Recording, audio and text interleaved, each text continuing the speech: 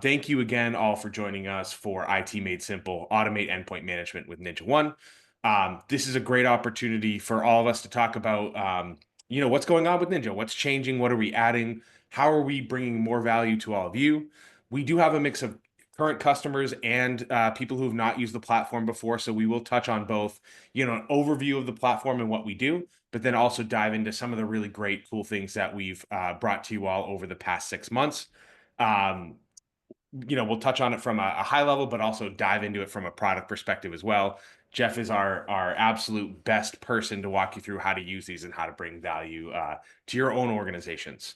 Before we jump into all of that and introduce ourselves, a couple housekeeping items. This webinar will be recorded, and you will get a copy of this recording within a few days after the webinar ends. So if you missed the beginning or if you have to leave early, no problem. You'll see the whole thing in a recording. There is a chat feature and a Q&A feature. In chat, I really encourage you to engage with each other, learn from each other, ask questions, share your own thoughts. If you want us to answer questions, though, put them in Q&A. The chat, we tend to scroll past them. Things get lost, so put them in Q&A, and we'll get to them as we go. We will have plenty of time at the end to actually jump into Q&A. With that, I think we can jump in and introduce ourselves. My name is Pete Breton, there we go. I'm the VP of Product Strategy at NinjaOne. I've been here about 5 years, really focused on making sure that what we build and how we build it ensures that all of you get the features and functionalities and capabilities you need to run a secure, effective, and efficient IT organization. And I'm joined by Jeff Hunter. Hello, everyone. My name is Jeff Hunter. I'm the field CTO here at NinjaOne. I've been at Ninja for a little over 4.5 years. If you have seen a NinjaOne webinar in the past, chances are pretty good that I was on it.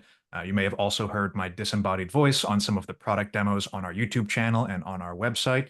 I love using Ninja. I love coming up with solutions to a lot of the problems that are faced in the IT industry today, and looking forward to sharing some of them. Awesome. Thanks, Jeff. So I'm going to move on here to the first slide. We've only got a couple slides. I promise we will not drown you in slides. We're going to spend a lot of time in the product today, but I've got a couple to make it easy to give you guys an update. And I want to start here. Something that, Jeff has done incredibly well here at Ninja is bring you information on how to do our product use our product really well. But what I hear and what we all hear all the time when we're at conferences, when we're talking to customers, when we're engaging with IT leaders in the wild. Occasionally, I'll strike up a weird conversation with an IT leader I meet in social situations because I'm awkward like that, and they'll say, "Oh, you can do that." Even customers who've been with us 5, 10 years will find something that they didn't know that we could do. And so the purpose of this webinar, in addition to introducing those of you who have never used NinjaOne before, um, is to highlight some of those things that we've done, the value we've brought to the platform, the new things that you can do and achieve, so that you don't have to ask that question, oh, you can do that. Now, the hope is that we're always developing more, innovating enough that there is always something new that you can find, that you can use, that you can excite yourself with, and bring additional value to yourself and your operations. But hopefully, a webinar like this will introduce you to the biggest impact things that we think you can use and you can adopt. So that's what we're going to go over today. Now, for those of you who have not used NinjaOne before, I'm going to start with a quick intro. And then anyone who has used Ninja before, hopefully it's just a recap. So when I started at NinjaOne 5 years ago, we had about 2,000 customers. In that time, we've grown from 2,000 to over 20,000 customers today. You can see some of the great partners we have below right there on your screen. We work with companies from 50 employees up to 50,000 employees, bringing them the tools they need to automate the hardest parts of IT and automate endpoint management. And really at the core of what we do is we're trying to bring you a better endpoint management solution, give you a platform to do everything you need to get visibility, control, and security over your endpoints so that you can focus on bigger picture strategic projects. Our customers have and continue to provide feedback that they are getting value out of our product. You can see here from Gartner Peer Insights, we have a 4.9 out of 5. On G2, we again and again are the leader in things like endpoint management, patch management, mobile device management, remote monitoring and management, backup, etc. And what I want to point out here is we are driven by what our customers are asking for. There are a lot of opportunities for us to go and, Pete has a great idea. Let's go build this thing. That's not how we build our products. We're driven by our customers, and that's why we are number one on these sites. That's why we get such positive feedback. It's why we have a 98 customer satisfaction score. And hopefully, what we can do on this webinar is show you some of those new and exciting things to keep you excited and engaged and using the product and delivering value in your own organizations. So, the big thing I want to highlight here is we want to continue to bring you great products. We hope you believe that. I would encourage you, if you haven't and you use our product today, to go leave us a review on these sites. But also, if you haven't used our product, go check out what your peers are saying on these sites, because you can believe them a lot more than you can believe me. I work for NinjaOne. Hear what your peers have to say before you try us out. Awesome. So again, for those of you who have not used NinjaOne or who don't currently use the entirety of NinjaOne, I wanted to give you a quick overview of our platform. NinjaOne's platform is the automated endpoint management platform. And the core of that is our endpoint management or remote monitoring and management product. Depending on what industry you're in, you may have heard it called endpoint management. You may have heard it called remote monitoring and management. But the core of the platform is the ability to see and control devices, right? Could be, Windows laptops, it could be Mac laptops, it could be a Linux server, it could be your mobile devices like Android and iOS or iPad OS mobile devices, it could be your networking devices, it could be physical or virtual machines, it doesn't matter. We're going to give you the ability to see them and control them individually and at scale. And the core of that product is our patch management capability, our software management capability, the ability to see real time what's going on in the device, and then automate the management and maintenance of that through scripting, automation, and self-healing. Everyone who buys Ninja, they get this product. This is the core of what we deliver to our customers, and the core of what our customers are asking for us, right? But beyond that, our customers tend to extend beyond that core capability to add things like remote access and ad hoc remote support through our Ninja Remote product, or backing up critical business data through our endpoint and SaaS backup products. Adding on service management capabilities or PSA-like capabilities with our ticketing, documentation, and warranty management features and products. And then finally, because of our sort of best-in-class integrations and partnerships with security vendors, bringing in next-gen AV, EDR, MDR also into the platform, and into the Ninja family and how they use NinjaOne. So if you look at Ninja in its entirety, the core is very much that visibility and control over devices. But we also want to give you peripheral tools to help you enhance the value of NinjaOne through things we have built and given to our customers. Again, all the products I've listed across the bottom there. Now, one thing I think that sets us apart in the market is, while we would love for you to use NinjaOne's products and we continue to build and invest in all of those products, we also believe in taking an ecosystem approach to endpoint and IT management. And so over the last year, we've invested heavily in our integrations and partnerships. I'm not going to go over every single one of these here, but in the last year or two, we've released partnerships and integrations with identity and access management solutions, vulnerability assessment and management solutions like Rapid7, Qualys, Tenable, CrowdStrike, next-gen AV and EDR solutions like CrowdStrike, SentinelOne, and Bitdefender, compliance like Vanta, ITSM and PSA solutions, really critical, right? Your ITSM solution or your PSA solution is the core of your business. We need to have really tight, really robust integrations with those solutions. And then others as well, like communication and incident response platforms, MSP tools like Roost or LionGuard or SIP, CyberDrain, as well as bringing you a robust API to build your own custom API-based integration. So the core here is NinjaOne provides so much device data that can roll into almost anything that you're doing from a tech stack perspective. We are one of those tools in the middle of your overall tech stack, and we want to make it as easy as possible to integrate, exfiltrate data, take action based on things that are happening in Ninja in your other tools. And we've invested heavily in making sure this ecosystem approach allows you to use the Ninja products that you want, but also tie them into the best-in-class solutions that you're using today. So what sets Ninja apart? I could probably list 20 things here, but these are, I think, the four most important.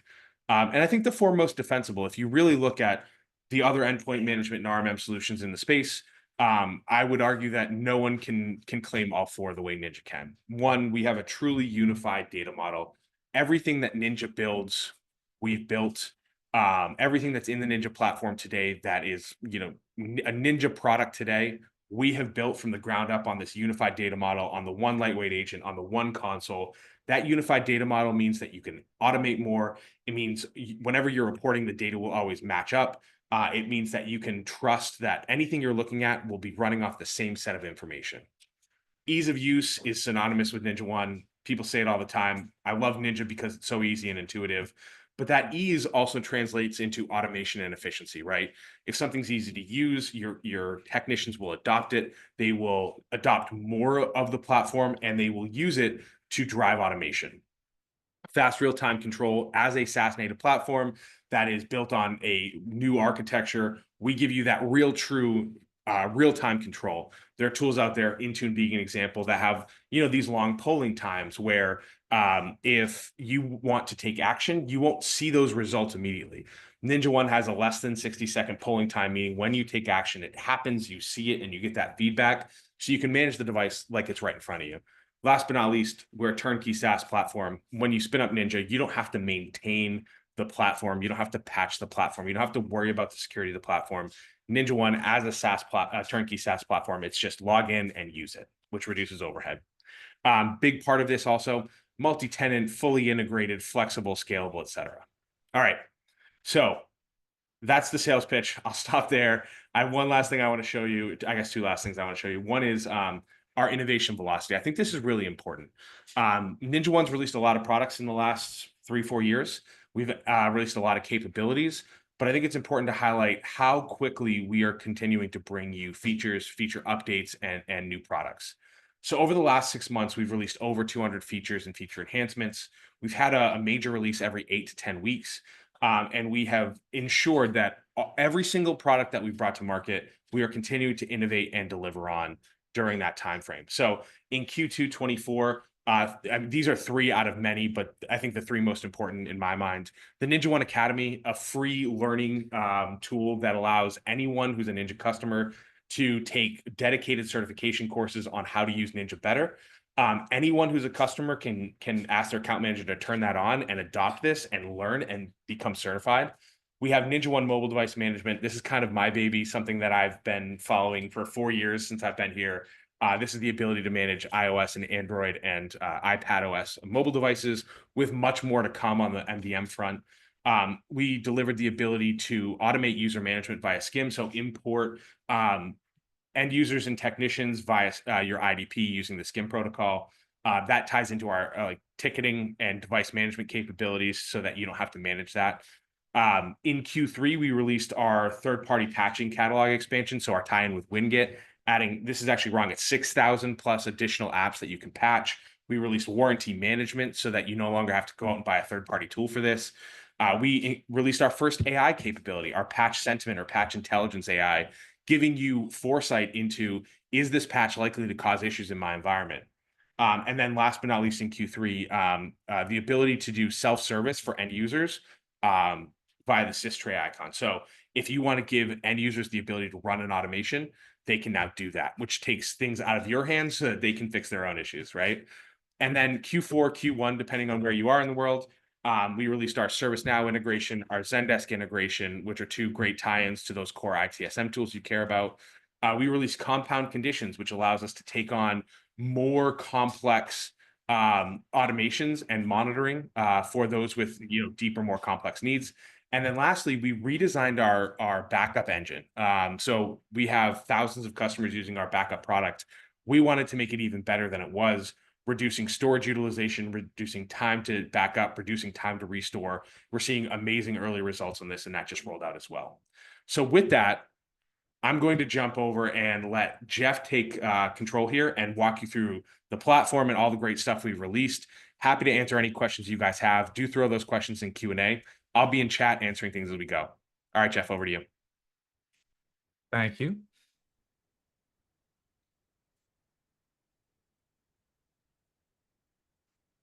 And hopefully everybody can see my screen right now. What we are seeing is the NinjaOne dashboard, the system level. So top level, we can see all of our devices and the health of our entire IT estate.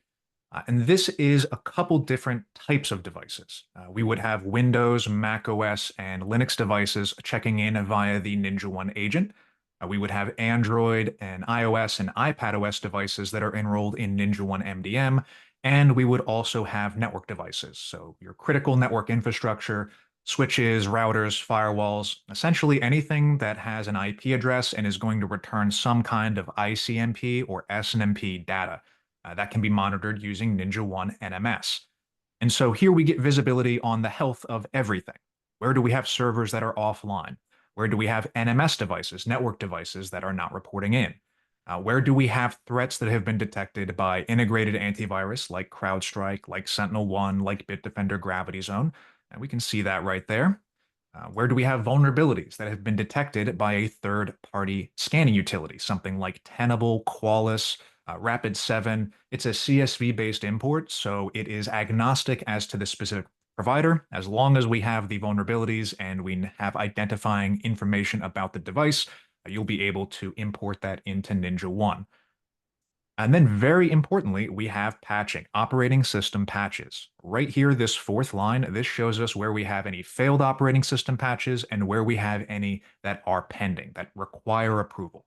And then right below that, the exact same information for third-party software patching. And this is powered by NinjaOne's own repository, but also by our integration with Winget, which gives you over 6,000 applications that you can patch on Windows workstations. Now, how do we actually use some of this data? We can see here that we need to take some kind of action, and that action is going to be taken from the tabs up near the top. So right here, we can see 31 devices currently have a triggered alert. That would be located in the Devices tab. We would see all of those alerts right here. And this could be that we're low on free disk space. It could be that we have a high CVSS score patch available. And so right now, we have something at least one patch that has above a 9.0. It's been available for at least 2 days, so it's probably time to go ahead and ensure that that patch is getting pushed out. It could represent that there's a very serious exploit that needs to be remediated. And we can manage all these alerts right here. We can view the threats that have been detected by our integrated AV. Right here, we can see SentinelOne has detected multiple threats on the same device. And we get a quick and easy remediation capability going directly into SentinelOne so that we can resolve this particular issue. Now, next to that, we get our patching tab. And so this is where we would manage our third-party software application patching and our operating system patching. And if we look at the overview here, you'll see our patching compliance. We're currently at 47.73%.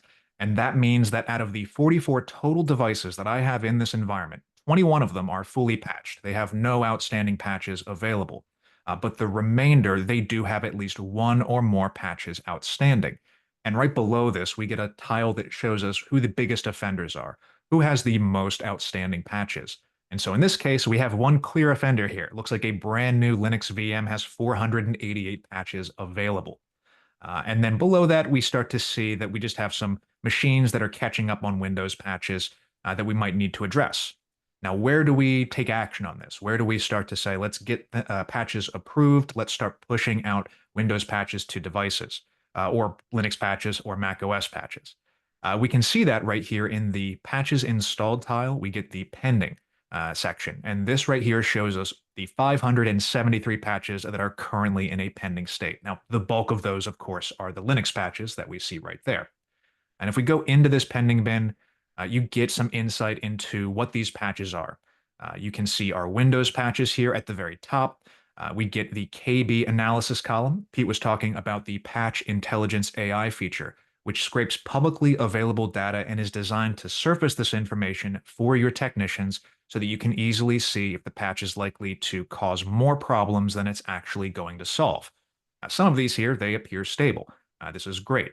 This means that it's unlikely to introduce any issues. However, if we look down here, we can see that the cumulative update for January does have some known problems here.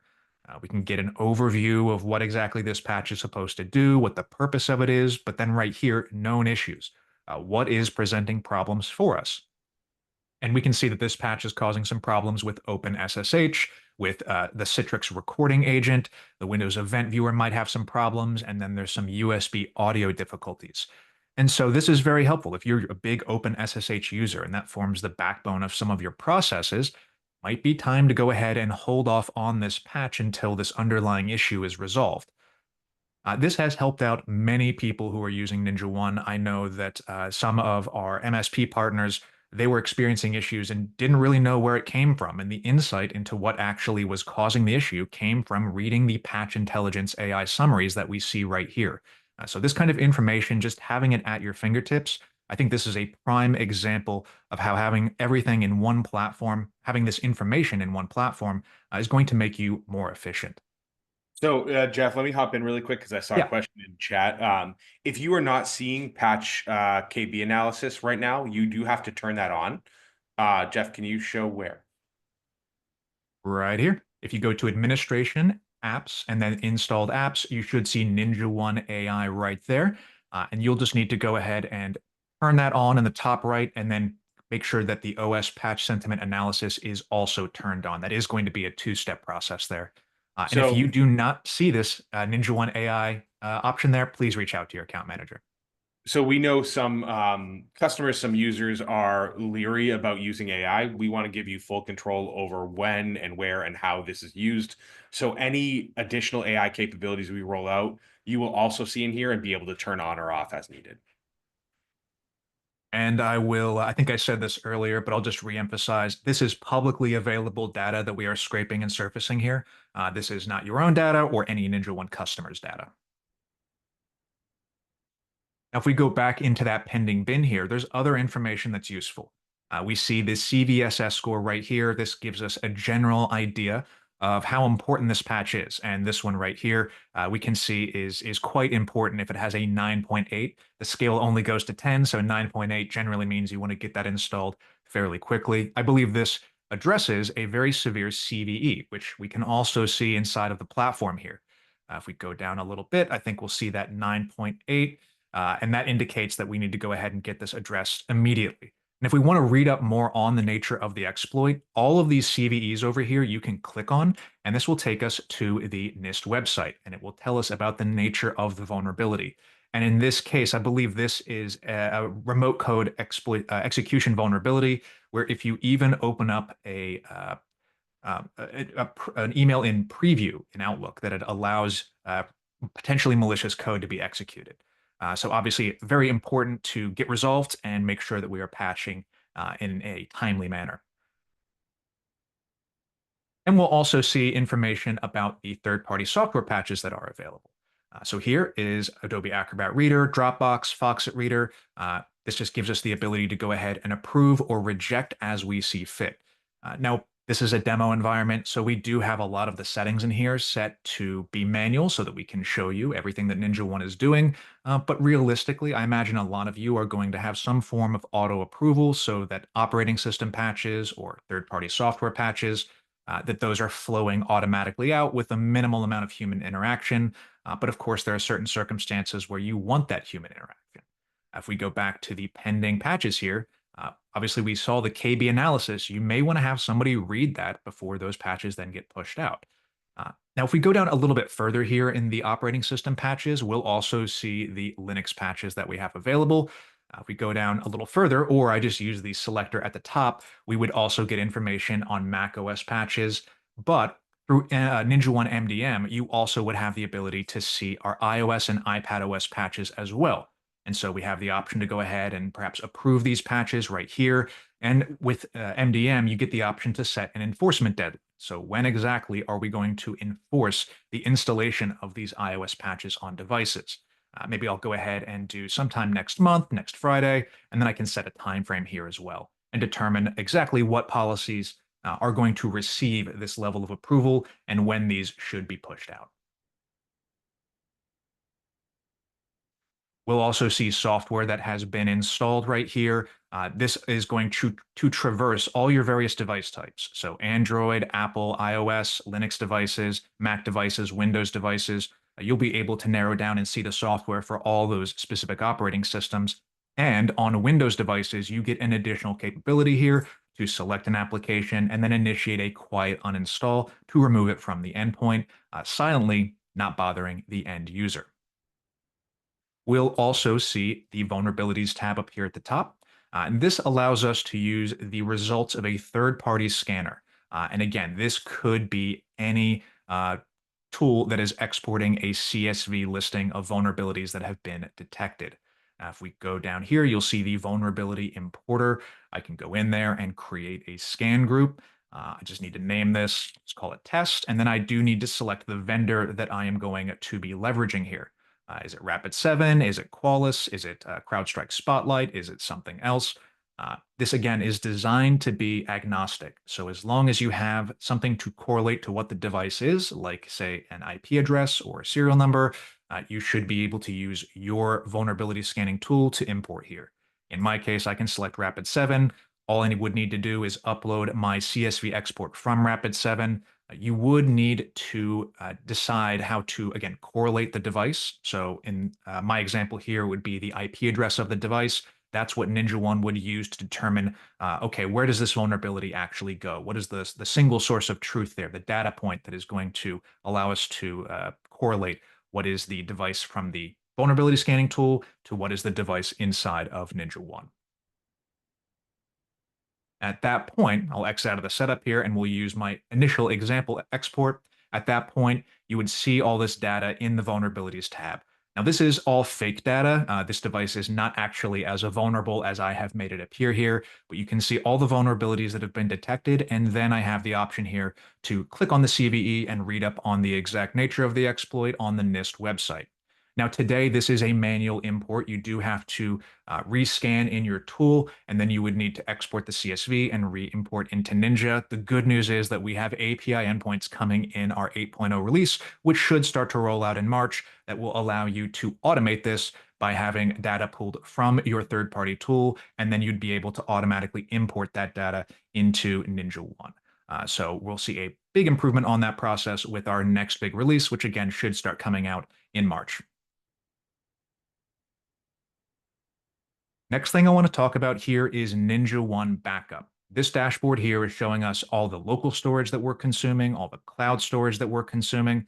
And I actually want to back up here and talk a little bit more about how we would set Ninja Backup up, because I did see that that was a question that was going to be asked, that was asked earlier in the Q&A.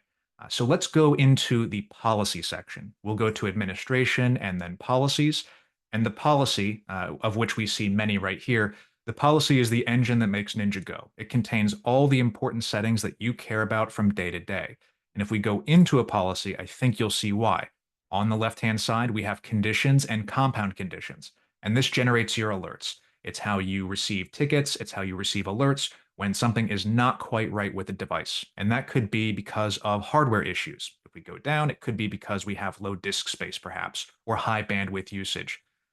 Alternatively, it could be because you're out of compliance with a particular security setting. So right here, we can see that we're monitoring for AV health. Whenever the AV is missing or the definitions are out of date, we want to raise an alert there. Alternatively, we might look for BitLocker status. If BitLocker status is off, we might want to then go ahead and raise an alert, especially in this case, because we can see that BitLocker has been disabled for at least 10 or more minutes. Now, you also get the ability to automatically respond to these alerts with an automation. And so in this case, we can see that the spooler is down, the print spooler is down. And then in response to that, I want to run a script on the right-hand side that is going to start that service back up. And then right here, the critical third step, did it actually work? Did the automation that we ran to fix the issue actually solve it? And so when no longer met, takes a more active look at the root cause of the condition. And when the spooler is not in a down state, we would consider it resolved and go ahead and close out the alert. We could also close out the corresponding ticket that would get generated in NinjaOne ticketing. Right down here, you can see we have a couple different rules here to create these tickets in NinjaOne ticketing.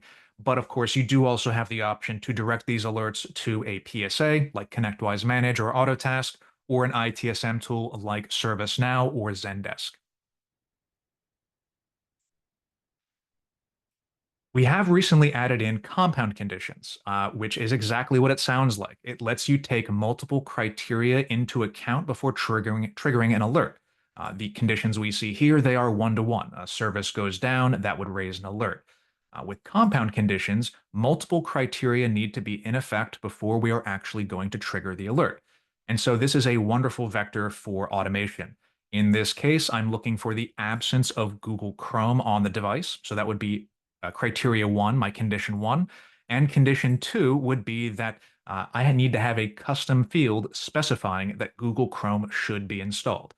Now, in my case, this is a custom field that contains a CSV or a comma separated list of applications. And so if I see Google Chrome in that list, that allows me to go ahead and trigger this automation to occur, which would install Google Chrome. You have the ability to upload your installers to NinjaOne as long as they are 1 gig or less, and we would have the ability to push those out, MSI or EXE on Windows. You also have the ability to do a DMG or PKG on your Mac OS devices, and this installation could be completely silent, especially since we are running it as system, as you can see right here. That's the default mode for most of what the NinjaOne agent is going to do, although you have the option to add in additional credentials if you want to have something execute in a specific context, like a local or a domain admin. Now, for Windows patches inside of policies here, we can see a scan schedule and update schedule. Everything can be, we can set a approval level right here for the various categories of patches that we are receiving from Microsoft. A lot of people tend to reject the optional patches just because they are preview updates. They may cause more problems than they actually fix. Some people want to rubber stamp the security updates, especially if they're critical, so just approve them as soon as they become available. But there's also a middle ground there where we can automatically approve with a time delay. So here we might take our critical updates and approve, but I want to wait 14 days for that patch to be out before I want to deploy it to my devices. And we just saw with the Patch Intelligence AI why that might be something you want to take advantage of, because you get a grace period to find out if there are problems with the patches and then roll back that approval, unapprove that patch, if it is going to, again, cause you more problems than are actually being solved here. So this is a wonderful option here to just give yourself a little bit of time to find out if that patch does cause problems before it just gets directly pushed out to production.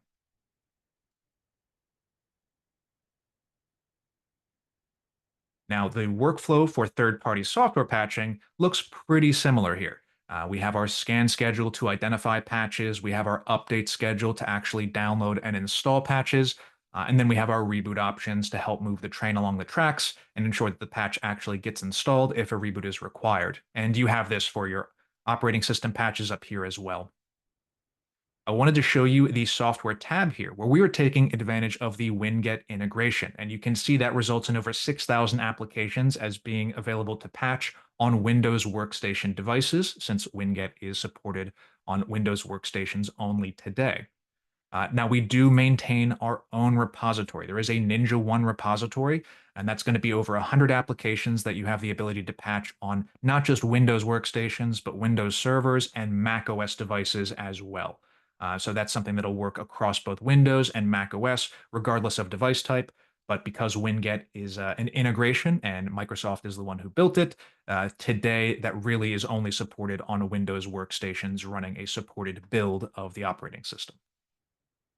You do have the ability here to also deploy too. We mentioned earlier that you can upload your installers into NinjaOne and deploy them if they're custom applications, but if you'd prefer, you can actually go ahead and specify an application to install in this menu as well. So for example, if we go down here, we can see Real Player. Let's say I wanted to go ahead and install Real Player. I can select that there, edit, and then say, yes, I do want to install this application if it's not present. And that would apply to all devices that are assigned to this policy. Not an option available with every single application. You can see something like .NET Framework. You don't really install that from scratch. At least you're not able to do it through our mechanism here. So it's not available for every application, but it is available for many. Now let's go to the reason that we actually came into the policy section, which is to talk about NinjaOne Backup. As Pete mentioned, we've completely redesigned the way that our image backup operates. As of the 7.0 release, you can go straight to the cloud, AWS storage that you would license from Ninja. You can also go straight to a network share, any network share or file share that is going to support SMB v2 or greater. And then, of course, you have the option to do a hybrid, where you're going to back up to your local network share first, and then sync that back up to the AWS cloud. So you have multiple locations where that data is being kept. And what's really cool about this redevelopment of our engine is that you get much better retention options. Here we can see that we can keep our local backups for maybe a longer amount of time because local storage is cheaper than cloud storage. And so maybe we'll bump that up to 6 months there. We'll keep daily backups for the first 2 weeks and then weekly backups for the next month and then just monthly backups until that 6 month limit is reached. And then for our cloud backups, we can conserve our storage and have less of that data available, only keeping cloud backups for 2 months, daily for a week, weekly for 6 weeks, and then finally only monthly backups until that 2 month limit is reached. So you get this granular option to control your retention options. It's a huge improvement. And this also is a huge improvement in terms of the amount of storage we're conserving. It's an improvement in terms of how quickly the backup operates, both in backing up, but then also in terms of how it is restoring. And while we're on the subject, let's talk about the restoration capabilities. If we go to our backup dashboard, which we started this journey off on, you can see our usage here. We can see our workstations, servers, where we've had issues with backup jobs. And if I go into my usage, I can more granularly track the devices that I'm backing up. Again, how much local storage, how much cloud storage, when's the last time a backup ran. I can go onto this Active Directory server here and manage it, and I'm able to see all my various backup plans. I'll start here with the image backup plan. And you can see over here on the right that we're using, the machine is using 32 gigs of storage, and we have backed up a total of 260 gigs. And if we go in there, you'll see that we have deduplication here showing how much of the data that we're able to save. So even though we're consuming 260 gigs, we're saving 56 gigs in terms of the data that we're able to deduplicate between the various backup jobs. And if we click on that local disk right there, we'll see all those various backup jobs. And this is going back all the way into July of last year. Again, you see the data scanned and the data stored over here on the right-hand side. But one of my favorite features of Ninja Backup is that you can actually click into an image. You can mount that image in your browser here. So if you need one particular file or maybe one particular folder out of the image, and you don't want to need to do a complete bare metal restore just to get that individual data out, right here, I'm able to browse that. I'm able to go and find a particular file, like my frequently changing file here, and then I could download it to my own machine. I could also restore it to to this device to start with, but I could also restore it to a completely other device, a completely different device. And so here, let's say this server is offline, but it has critical data on it that I need to get to a different device. I can go ahead and say, well, on the demo server right here, let's go ahead and select a directory, and then I'll go ahead and do a cloud-based restore of this to the C drive here. And you can see that this is going to go ahead and start pushing out, and then I can just close this and await that restoration to occur. Now, of course, this is not what most people want to use image backups for. It's a huge convenience, but it is not what most people want to use image backups for. You want to use an image backup for a full bare metal restore. And to do that, you would download the image restore manager like so. I would generate an image authorization key. You can see that you can set an expiration for this. I'll copy that key. And then right here, I'll go ahead and open up my image restore manager. I'll go ahead and say, yes, I do want to execute that. I will speed read the EULA there, and I get to this screen right here, where I can create the bootable media to begin my image restore on a bare metal device. I could use an ISO if I'm doing a virtual machine, but if you're doing a physical device, I think the USB flash drive option makes the most sense. Do take note here, if you're doing Windows 10 versus Windows 11, you will need to make a selection here about which operating system you'd like to restore. And then once I create that bootable media, I plug it into my device, I boot from that USB device, I end up actually on a full screen version of this screen that we see right here. And I'm able to go and restore from an image, put in my image authorization key, my encryption key there, and then select the exact backup job I want. And then, of course, the restore point I want. Do I want something from right now? Do I want something from a little bit further back in time? You get complete choice over the exact nature of the backup that you want to restore to your bare metal device.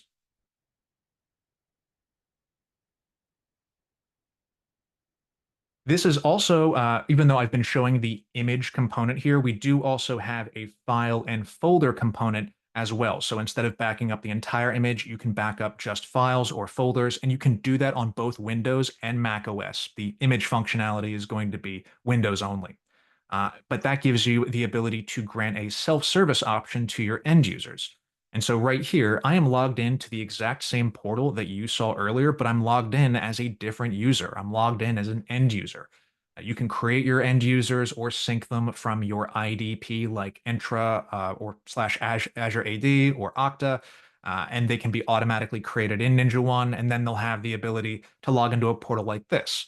And this allows us to grant remote access across devices that are assigned. It could be one, it could be 20. I've just given myself two in this case. You can see the Ninja remote option over there, so I can very easily click on that, and it would allow me to initiate a remote access session into this device.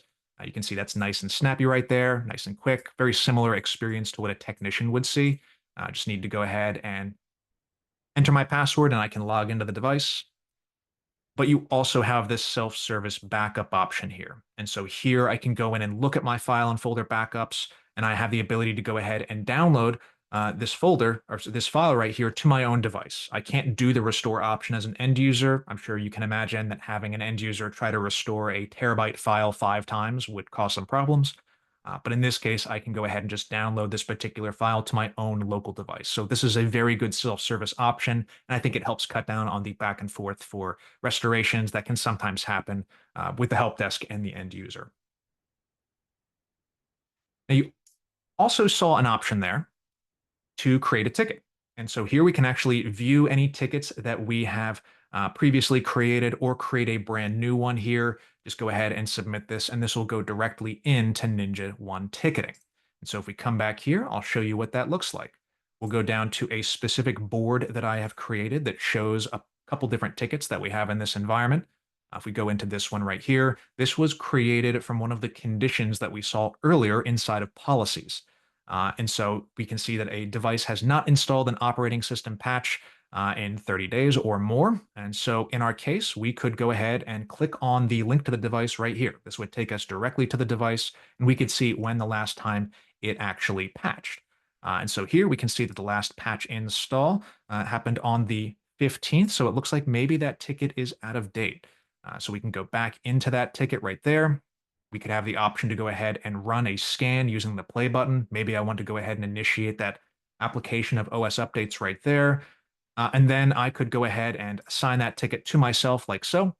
You'll see the timer up here is tracking my time as I've been in this ticket. Now, in this case, 2.5 hours is a little long here, so I'm going to go ahead and reset the timer and kick it back off just to have a more accurate depiction of the amount of time I'm spending on this ticket. Now, there's a whole robust amount of automations that you can have around the ticketing system as well. You'll see tags over here on the left-hand side, who we want to copy on this ticket. Should this ticket change its status? Should this ticket send out automated reminders if people have not responded in an appropriate amount of time? You can configure all of that using the automation for ticketing, which you can find by going to Administration, Apps, and then inside of NinjaOne Ticketing, we can control all of our settings. I think the automation is by far the most powerful section where most people are going to spend their time. And this is where you can configure how a ticket is going to open for a condition, for an activity in NinjaOne, for a script that executes, or maybe it's based off of metrics inside the actual ticket. So is it based off of an event that happens in a ticket, like a ticket being created or a ticket coming from a particular person? Or is it time-based? And this would be ideal if we have a situation where somebody is not responding in an appropriate amount of time. We may want to go ahead and remind them that they are, they need to provide some information in order for us to complete the entire ticket. And then I also love the response templates at the very bottom because they are one-click macros in a way for you to change how a ticket looks as a technician. So imagine you have a list of frequently asked, a list of frequently used answers in response to frequently asked questions. You can go ahead and build that into the system. So instead of having each technician need to come up with their own response for, hey, this is out of scope, this isn't something I need to deal with, you can instead create a template that technicians can very easily use. Just go inside of a particular ticket, go to the response templates, and you'll be able to go ahead and say, well, This is an internet issue. Let's go ahead and pre-populate text into the public response here. Maybe we change the status of the ticket. Maybe we add somebody to be copied over here on the left. You can really have one click impact a whole lot about the ticket. This really helps standardization. It makes your technicians more efficient. It really ends up saving a lot of time and just putting a more professional face on your organization.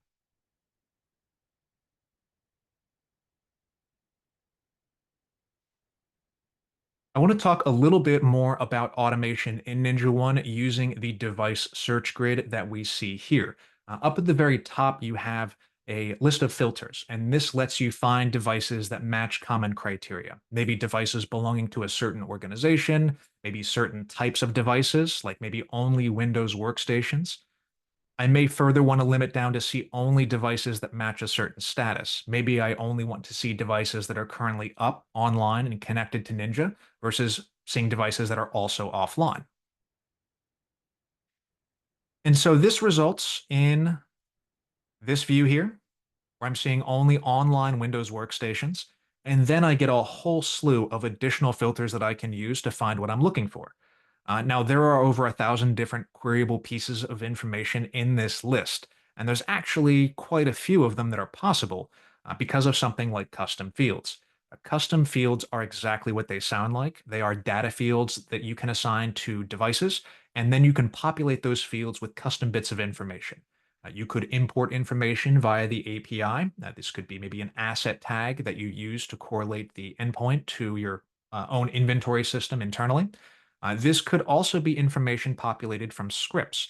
So perhaps I want to go ahead and make a report of all the administrator users who are on a device, and I want to have be able to search through that. You can use a template library script in NinjaOne to go ahead and write that list of administrator users over into um, over into the custom field. And at that point, once it's in the custom field, it's information that you can create alerts off of. It is information that you can then use to search here. It's information that can then be inside of a report. So it really becomes very useful in part because custom fields are so flexible. So let's take a look at what what result you might get from this. Over on the left-hand side, I have my favorites. These are device search groups like this one here that I have saved. For example, I might want to see my troubleshooting Windows devices view. This gives me information, customizable columns showing me the last time the device booted up, the operating system, the release ID, how much how much of the disk is in use on the device. And if we go over further, I have a check disk and SFC status. And this is all based off of scripts in Ninja executing to verify the check disk status or SFC status, and then writing the result of that back into a custom field so I can easily see here where I might have potential problems. So right here, if I get a problem with this particular device here, hey, there's check disk errors, there's integrity violations according to SFC. I have a pretty good idea of where I might want to start if I am getting vague symptoms from my end user that don't necessarily directly align to a known issue that I can easily solve. Now, these are also useful operationally. So let's say here, I want to find every single device where there is a third-party software patch that is ready for installation. Right here, I can see I have 14 of them. I can select all right here and then take a bulk action across these devices. So if I go to run, software update, and then apply, all of the patches that are awaiting installation for these devices here, they are all going to start installing right now. And you can see that over on the right-hand side. All my activities, all those software application cycles have all kicked off. The activities in NinjaOne are like logs, and so this is a way for you to track what has happened. You can easily access this in the GUI or through the API if you want to download and keep that data for your own, separate from NinjaOne, if you want to keep that data in your own storage repository.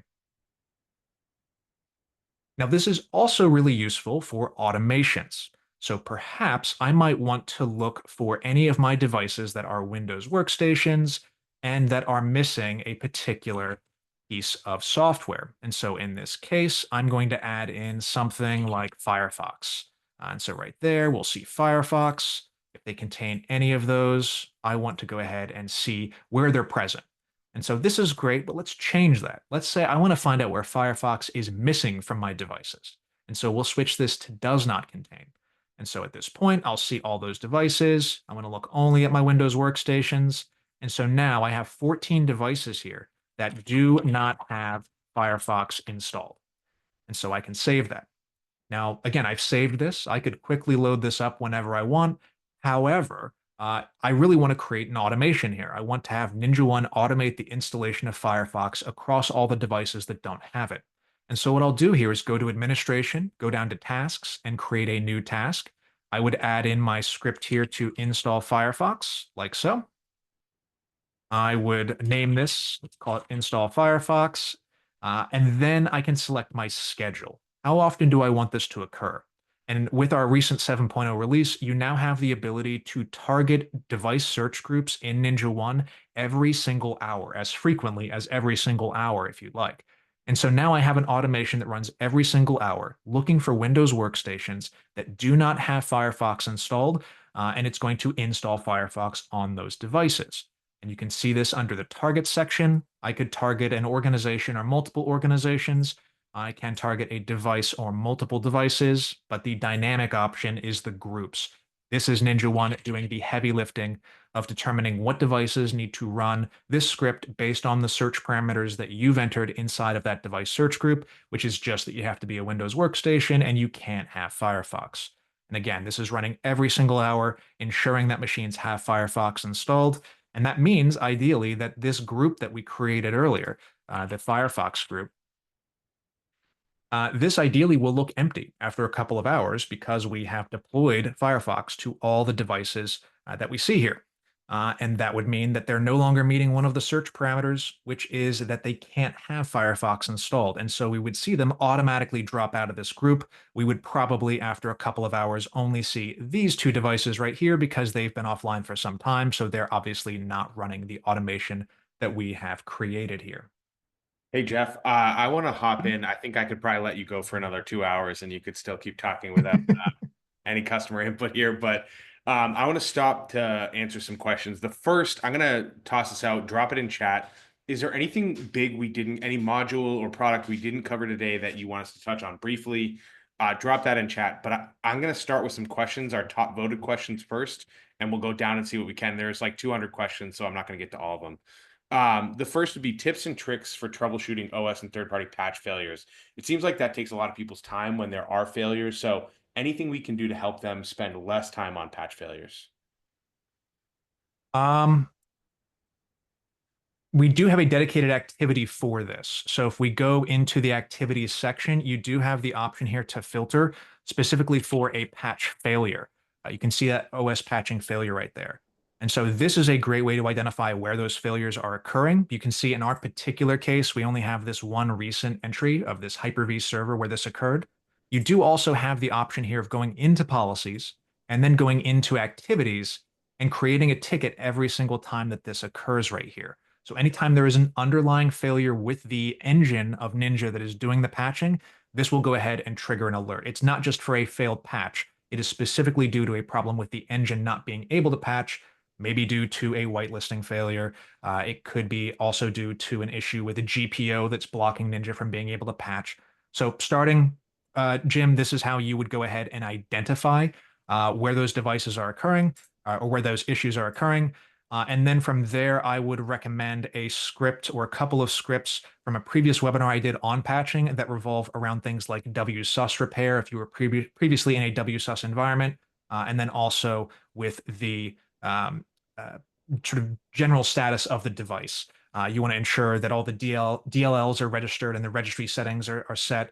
If we look at a previous patching webinar we did, you'll see those scripts in there. Lastly, I would just recommend the template library here. There is a Windows Update Diagnostic right here that you can go ahead, import from the template library into your NinjaOne environment, and you would have the ability to then run that across the devices where you were seeing the OS patching failure in the activities.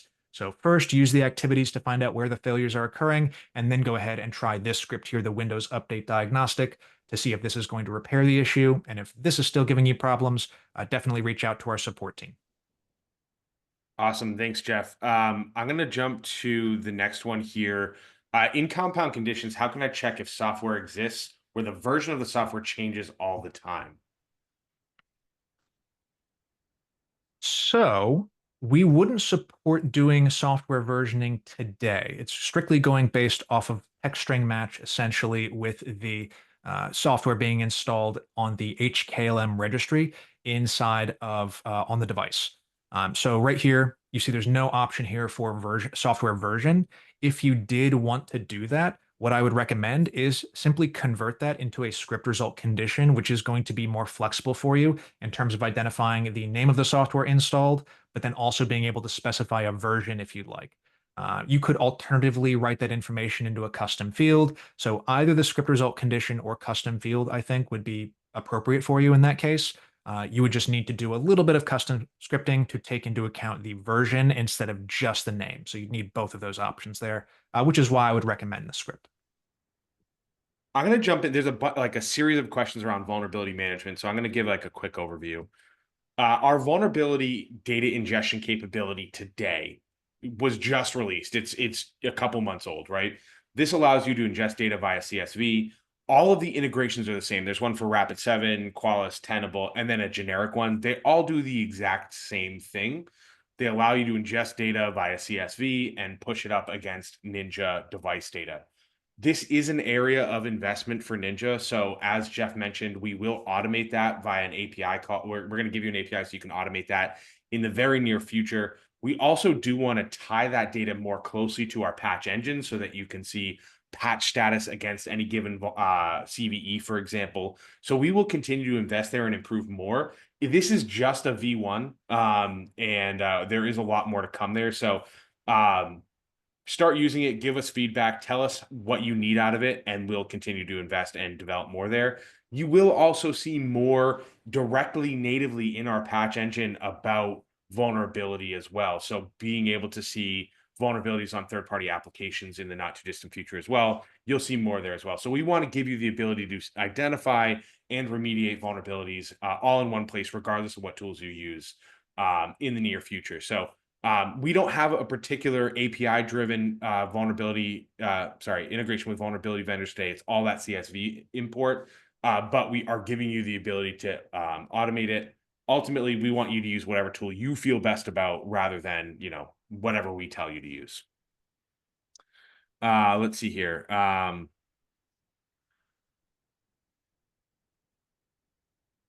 We've got 2 minutes. I'm trying to see if there's anything that I can touch on. In the meantime, if you want to look for a question, Pete, I can go ahead and announce the winner of our giveaway today. Please do. Drum emojis in the chat. Our winner today is Eric Knuckles. Congratulations, Eric. Somebody will be in touch with you in the next day or two. There are lots of integration requests here. How can we tie into other things like Defender? I saw Huntress. I saw SysAid. Please put those in as requests to your account manager. We want to prioritize the ones that you guys need. And then last but not least would be a couple questions on MDM that I'll touch on.